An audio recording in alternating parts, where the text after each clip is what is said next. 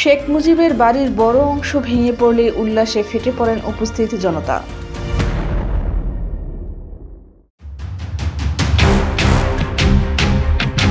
ভারতে পালিয়ে যাওয়া শেখ হাসিনার বক্তৃতা প্রচার নিয়ে শুরু হয় উত্তেজনা। সেই উত্তেজনাকে কেন্দ্র করে বিক্ষুব্ধ ছাত্র জনতা গতকাল বুধবার রাতে ধানমন্ডি ৩২ নম্বরে ব্যাপক ভাঙচুর চালায়। এক পর্যায়ে করা হয় অগ্নিসংযোগ। পরে একটি ক্রেন, একটি এক্সকাভেটর ও দুটি বুলডোজার দিয়ে গুঁড়িয়ে দেওয়া হয় বঙ্গবন্ধুর স্মৃতি বিজড়িত ধানমন্ডির ৩২ নম্বর বাড়িটি।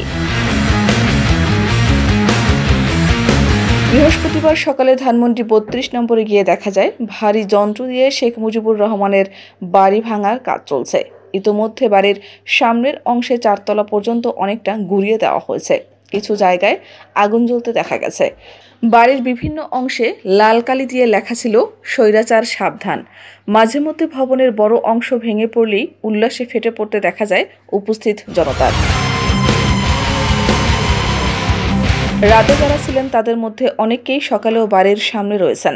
ফজরের নামাজের পর থেকেও অনেকেই ৩২ নম্বরের বাড়ির দিকে যেতে দেখা যায়।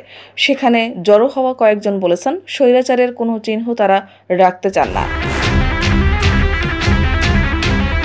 এদিকে দেশের বিভিন্ন শিক্ষা প্রতিষ্ঠানে বঙ্গবন্ধু ও শেখ হাসিনার সংশ্লিষ্ট স্থাপনার নাম পরিবর্তন ও মুরাল ভাঙচুরের ঘটনা ঘটেছে। শিক্ষার্থীদের বিক্ষোভ দেশের বিভিন্ন বিশ্ববিদ্যালয় ও স্থাপনায় ছড়িয়ে পড়েছে। শেখ হাসিনার অনলাইন ভাষণের ঘোষণাকে কেন্দ্র করে বুলডোজার মিছিলের ডাক দেয় বৈষম্য বিরোধী ছাত্র আন্দোলন। এরপর রাত ৮টার দিকে গেট ভেঙে বিক্ষোভকারীরা ধানমন্ডি ৩২ নম্বর বাড়িতে প্রবেশ করে ভাঙচুর চালিয়ে অগ্নিসংযোগ করে। পরে রাত 11:15টার দিকে তারা শেখ হাসিনার ধানমন্ডি ৫ নম্বরের বাসভবন সুধা সদনেও আগুন দেয়।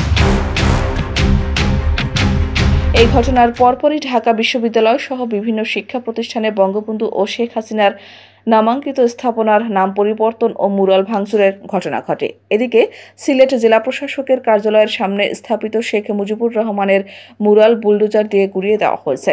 বুধবার রাতে বিক্ষুব্ধ ছাত্র জনতা বুলডোজার দিয়ে মুরালটি ভেঙে ফেলেন। এর আগে রাত 9:30টার দিকে বন্দরবাজার এলাকায় বিক্ষোভ সমাবেশ অনুষ্ঠিত হয়। সেখান থেকে মিছিল নিয়ে জেলা প্রশাসকের কার্যালয়ের সামনে যান এবং বুলডোজার দিয়ে মুরালটি গুঁড়িয়ে দেন বিক্ষুব্ধ ছাত্র জনতা। এ সময় শিক্ষার্থীদের মুজিববাদের আস্তানা গুঁড়িয়ে দাও, আবু সাইদ মুগ্ধ, শেষ হয়নি যুদ্ধ এ ধরনের স্লোগান দিতে দেখা গেছে। এর আগে গত বৃহস্পতিবার রাতের কোনো এক সময় মুরালটি ভাঙচুর করা হয়।